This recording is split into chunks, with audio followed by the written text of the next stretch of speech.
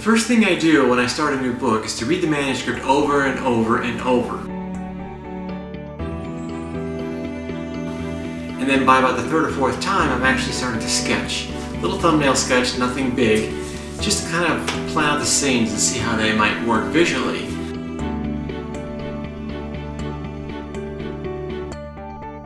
And it's a really great exercise because the first couple of tries are really the obvious answers, and I don't want to be obvious. I want to sort of surprise the audience, take a fresh look at something, put a different spin on something you wouldn't normally think of.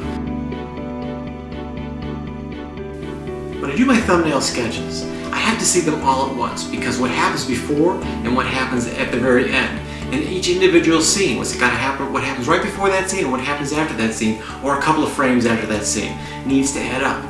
People have to be able to look at those illustrations and say, oh yeah, that makes sense, because if you go back 3 more scenes, you'll see, here's the beginnings of that. So it adds up.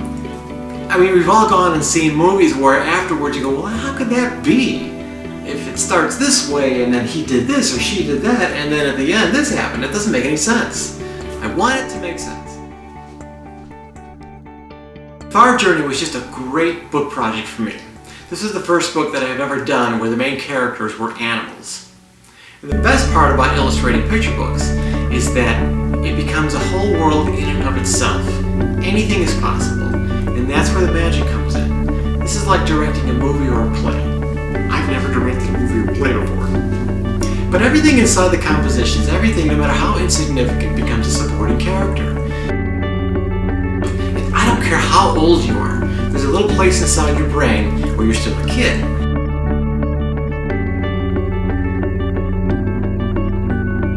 This is a whole world. It's not necessarily tied into reality, but there's enough of it there to make it believable.